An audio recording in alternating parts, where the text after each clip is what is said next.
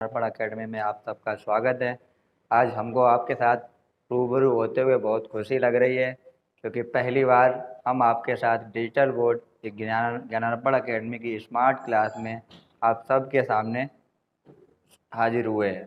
तो बलराम सर को तहे दिल से धन्यवाद देना चाहेंगे हम, क्योंकि आपके लिए उन्होंने इतनी अच्छी सुविधा कर दी है कि अब हम लोग जो भी अपनी प्रैक्टिस होगी या कोई भी क्लास होगी वो हम लोग स्मार्ट बोर्ड पर हल करेंगे।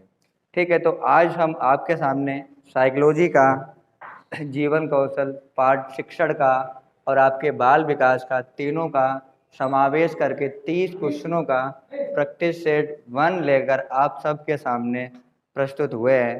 तो हम आज अपने महत्वपूर्ण 30 क्वेश्चनों के बारे में चर्चा करेंगे और देखते हैं कि किस क्वेश्चन का आंसर क्या रहने वाला है। तो साथियों, शुरू करते हैं।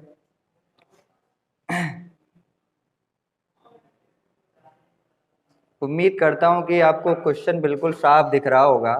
तो पहला क्वेश्चन हमारा है कि किसके अनुसार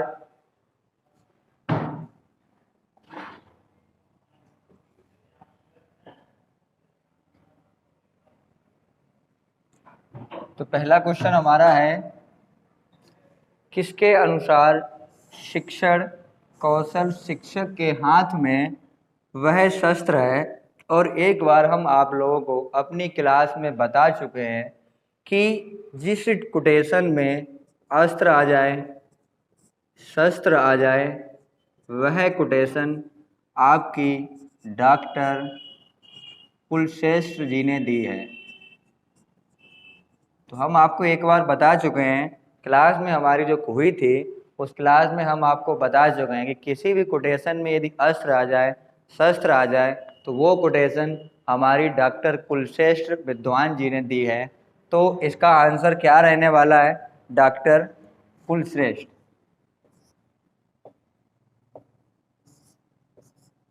ठीक है, तो इसका आंसर रहने वाला क्या है? डी नंबर हमारा आंसर रहने वाला है।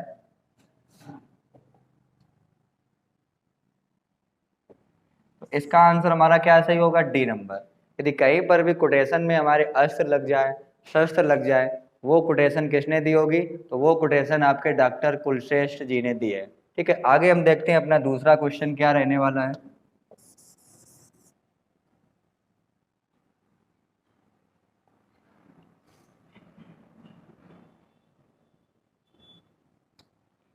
तो दूसरा क्वेश्चन हमारा है कि दो व्यक्तियों के मध्य भावों, विचारों तथा अन्य तथ्यों का आदान प्रदान क्या कहलाता है। और हम लोग पढ़ चुके हैं कि कहीं पर भी अपने विचारों का आदान प्रदान किया जाता है तो उसे हम लोग कहते हैं संप्रेषण कहते हैं। क्या कहते हैं? संप्रेषण कहते हैं। आपको दिख रहा होगा कि भाई ऑप्शन में भी दिया गया क्या? उपर्युक्त सभी। तो भाई उपर्युक्त सभी नहीं है। हम लोग शिक्षण में एक टॉपिक पढ़ा था, संप्रेषण। और संप्रेषण में ये दिया गया कि अपने विचारों का या अपने हाव भाव का जो हम एक व्यक्ति या किसी समूह के साथ जब हम आदान प्रदान करते हैं तो उसे क्या कहते हैं? संप्रेषण कहते हैं। तो इसका आंसर हमारा क्या रहेगा? संप्रेषण रहेगा। आगे देखते हैं अगला क्वेश्चन।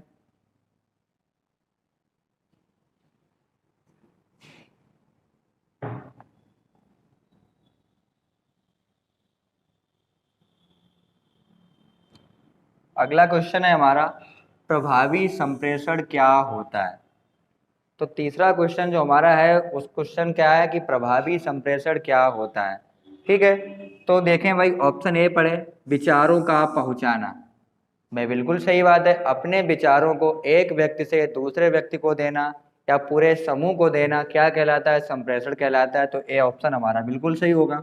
अगला देखें, विचारों को समझना। तो प्रभावी संप्रेषण का मतलब है कि सामने वाले व्यक्ति की जो बातें हो रही हैं उन बातों को हमें क्या करना? अनुभूति करना है, और साथ ही साथ उन विचारों को क्या करना है? अपने ऊपर ढालना भी है और समझना है। तो इस हिसाब से हमारा बी भी आंसर सही रहेगा। अगला देखते हैं क्या कि जवाब देना, कि जब दो व्यक्तियों के बीच संप्रेषण होता है तो वहां पर यही नहीं होता है कि सिर्फ एक व्यक्ति के बारे में ही बात को आपको सुनना है।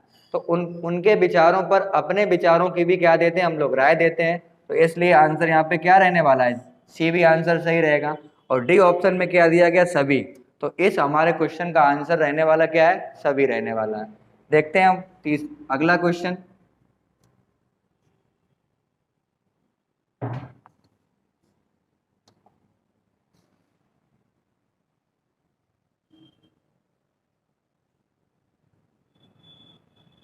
अगला क्वेश्चन है कि भाषा शिक्षण की मुख्य दक्षता क्या होती है। कि भाषा शिक्षण की मुख्य दक्षता क्या होती है। हम लोगों ने पढ़ी थी, शैशवावस्था पढ़ी थी, और शैशवावस्था में हमने एक बार आपको बताया था कि 6 साल की उम्र के आसपास आसपास बच्चे में LSR W मतलब 4 कौशल जो हमारे दिए गए, क्या, सुनना, बोलना, पढ़ना और लिखना। सुनना था आपका, स्पीक मतलब बोलना, पढ़ना, और क्या हमारा लिखना। लिखाया था कि 6 साल के आसपास बच्चे में इन आधारभूत कौशलों की समझ आ जाती है। तो देखें भाई, सुनना व बोलना ये भी हमारा सही रहने वाला है, पढ़ना हमारा ये भी सही रहने वाला है, लिखना हमारा ये भी सही होने वाला है। तो आंसर इस क्वेश्चन का रहने वाला जो है वो डी नंबर सही होगा। तो इस क्वेश्चन का आंसर क्या रहेगा, उपर्युक्त सभी। अगला देखते हैं।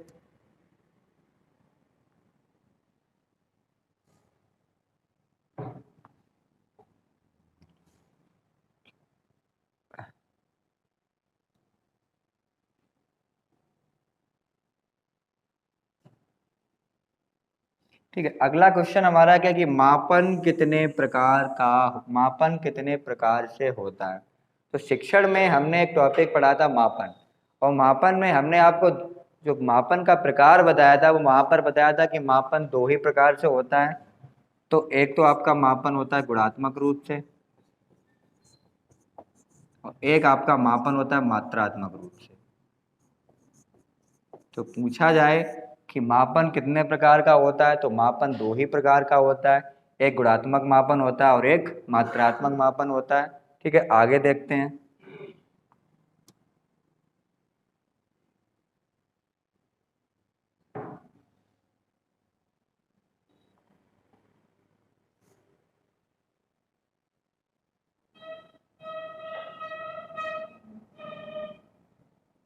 ठीक है, अगला क्वेश्चन क्या है हमारा कि शैक्षिक तथा मनोविज्ञान में किन गुणों का स्थायी होता है। मतलब शैक्षिक या मनोविज्ञान में कौन से गुण स्थायी होते हैं। यह थोड़ा क्वेश्चन होना चाहिए था, थोड़ा आप लोग यहाँ पे करेक्शन कर लें कि शैक्षिक तथा मनोविज्ञान में कौन से गुण स्थायी होते हैं।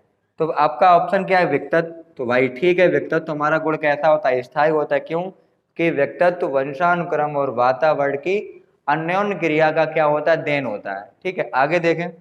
रुचि, रुचियां क्या होती हैं आपकी, 2 तरह से होती हैं, जन्मजात होती हैं और अर्जित होती हैं। तो ये भी आपका क्या रहेगा, ये भी आंसर आपका सही रहने वाला है। आपका संप्राप्ति भी आंसर सही रहने वाला है। तो आपका ये आंसर सही क्या रहेगा, उपर्युक्त सभी। ठीक है, देखते हैं अगला 7वां क्वेश्चन क्या कहता है।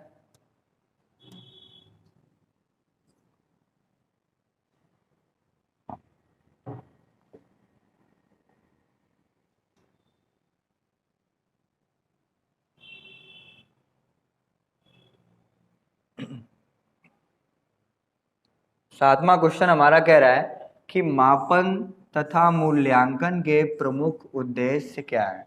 मापन और मूल्यांकन के प्रमुख उद्देश्य क्या है।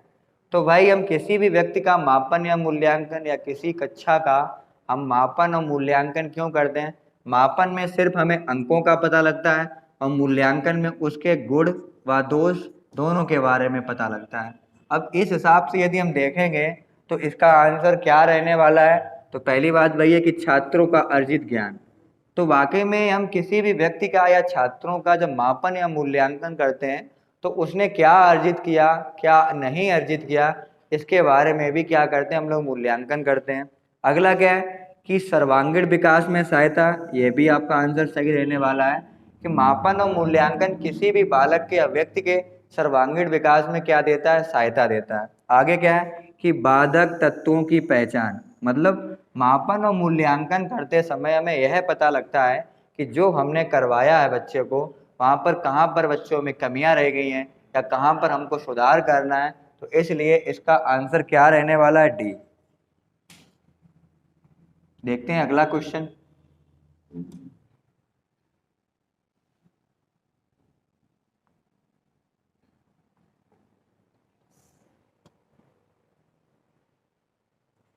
अच्छा क्वेश्चन है हमारा ये तो अगला क्वेश्चन हमारा है कि सामूहिक अचेतन का संप्रत्यय किस मनोवैज्ञानिक ने दिया।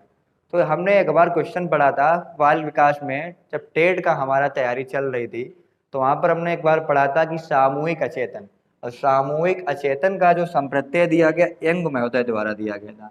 इन्होंने दो प्रकार के मन बताए थे। क्या बताया था? व्यक्तित्व का वर्णन बताया था।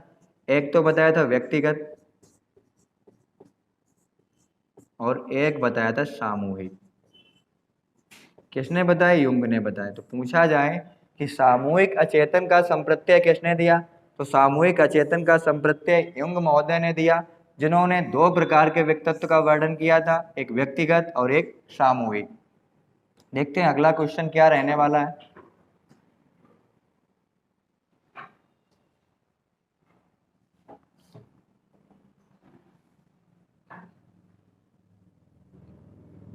अगला क्वेश्चन है हमारा कि एक विद्यार्थी से यदि लगातार समान नतीजे पाए जाते हैं तो उसे क्या कहते हैं।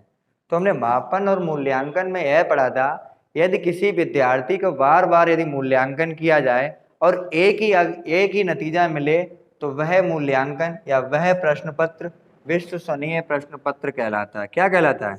विश्वसनीय प्रश्न पत्र कहलाता है। तो इसका आंसर क्या रहने वाला है? विश्वसनीय। अगला देखें।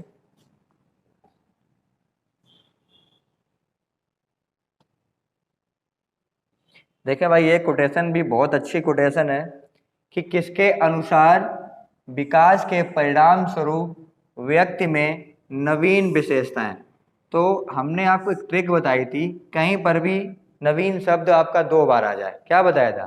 कि कहीं पर भी किसी भी कोटेशन में नवीन शब्द आपका दो बार आ जाए। यदि आपको यह भी ध्यान ना रहे, तो यदि आपको कोटेशन जब आपको याद नहीं होती है, तो एक तरीका क्या है तुक्का लगाने का, या आपको ऐसे ही चूज करने का तरीका ये होता है कि कि आपके जो मनोविज्ञान में आप मनोवैज्ञानिकों को आप पढ़ते हैं, तो उसमें आपको बाल विकास में सिर्फ एक ही महिला दिखी होंगी, या तो मारिया मानट्रेसी दिखी हैं या आपकी हरलाख महोदया दिखी हैं। तो अधिकतर जो बाल विकास के ऊपर जो कोटेशन दी गई हैं, वो सारी कोटेशन किसने दी हैं? हरलाख महोदया द्वारा दी गई हैं। तो यदि कहीं पर भी ऐसा कुछ भी क्वेश्चन आ जाए और आपको वो कोटेशन याद नहीं है, तो उसका लगभग 90 से 95% उसका आंसर सही रहता है। क्या? हरलाख महोदया सही रहता है। और एक बार मैंने आपको और बताया था कि कहीं पर भी दो बार नवीन शब्द आ जाए, और दो बार यदि आपका नवीन शब्द आए, तो वो हमेशा वहां पे आंसर सही रहता है, हरलाख रहता है सही। तो इस कोटेशन का आंसर क्या रहेगा? सही, हरलाख। आगे देखते हैं।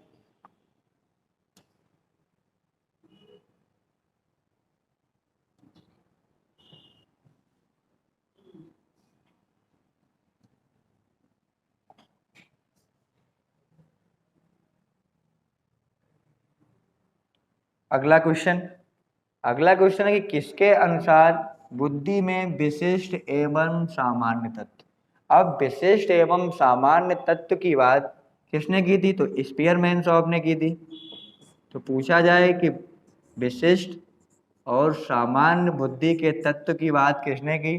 तो स्पीयरमैन साहब ने की थी। स्पीयरमैन साहब ने बुद्धि का द्वितत्व का जो सिद्धांत दिया था, उसमें उन्होंने बुद्धि के एक विशिष्ट तत्व माना था और एक सामान्य तत्व माना था, जिसमें जी और एस कारक का फैक्टर दिया था।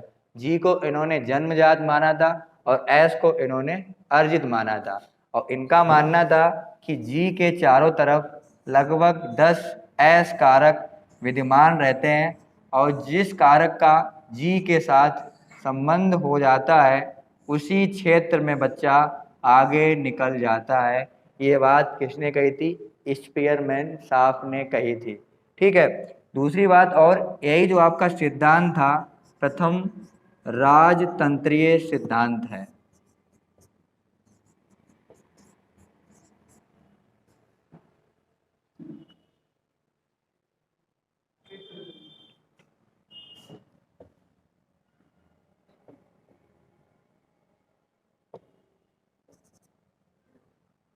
तो प्रथम राजतंत्रीय सिद्धांत कौन सा है हमारा? तो प्रथम राजतंत्रीय सिद्धांत यही आपका बुद्धि का द्वितत्व का सिद्धांत था। ठीक है। तो उम्मीद करता हूं कि आपको ये बात समझ में आ गई होगी।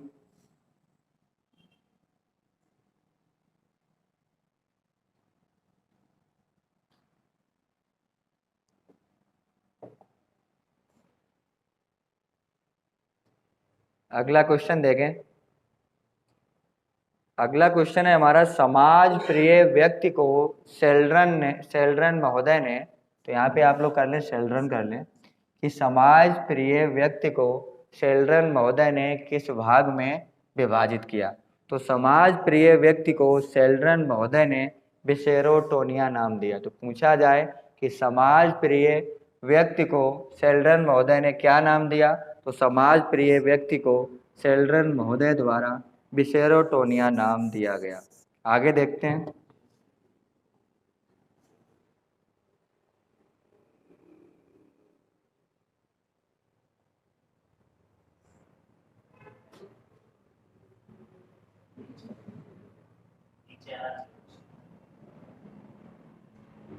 ठीक है, तो अगला क्वेश्चन है हमारा 13 क्वेश्चन देखते हैं। श्रवण बाधित बालक होते हैं, तो श्रवण बाधित बालक किन्हें कहते हैं। तो श्रवण बाधित बालक, आप तो जानते ही हैं कि श्रवण बाधित बालक उन बालकों को कहते हैं कि जो बालक या तो पूरी तरह से सुन नहीं सकते हैं या जिन बालकों में सुनने की क्षमता कम होती है। तो श्रवण बाधित बालकों को दो भागों में बांटा गया, एक तो कम सुनने वाले,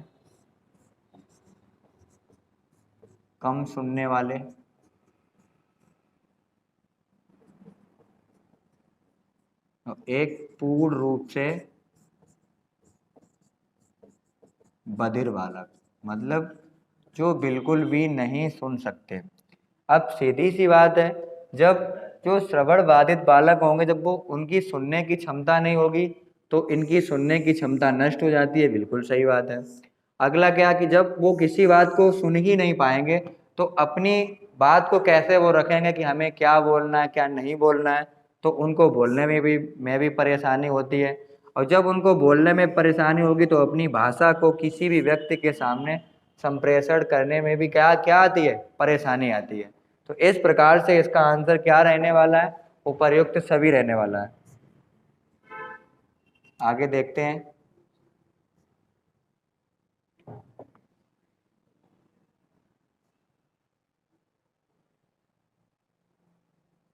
अगला क्वेश्चन है हमारा कि श्रवण बाधित बालकों के शिक्षण के लिए किस सहायक सामग्री का प्रयोग किया जाता है। कि श्रवण बाधित बालकों के लिए किस सहायक सामग्री का प्रयोग किया जाता है।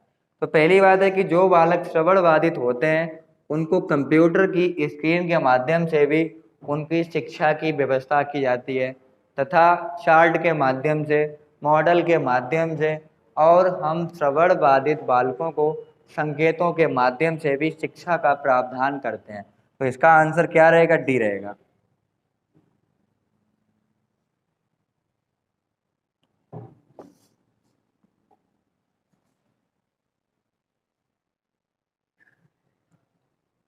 अगला है हमारा, जीवन कौशल की व्यवहारिक योग्यता क्या है। तो जीवन कौशल की व्यवहारिक योग्यता, तो पहले बात वही आती है कि जीवन कौशल हमारे जीवन में है कितने। तो WHO के अनुसार जीवन कौशल 10 माने गए हैं।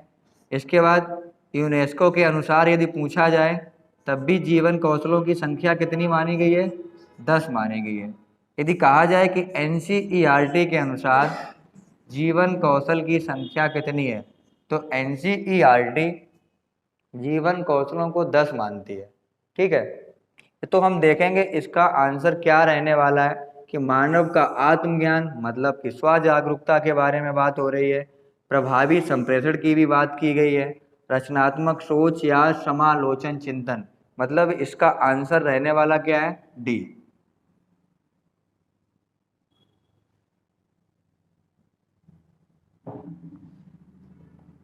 अगला क्वेश्चन देखें कि व्यवहारिक शिक्षा का प्रारंभ भारत में कब से माना जाता है। तो व्यवहारिक शिक्षा का प्रारंभ भारत में 1906 से माना जाता है। इसकी शुरुआत सबसे पहले 1854 में वुड के घोषणा पत्र से हुई। इसके बाद आपके 1882 में हंटर आयोग ने भी इस पर बात की, और सही तरह से जो प्रारंभ हुआ भारत में वो कब हुआ, तो 1906 में हुआ। ठीक है, तो उम्मीद करते हैं जो आपका ये हमारे यहाँ तक जो 16 क्वेश्चन है, जो यहाँ तक आपको समझ में आया होगा। अब इसका जो आगे का जो पार्ट रह गया है हम लोग दूसरे पार्ट में आके इसको सॉल्व करेंगे।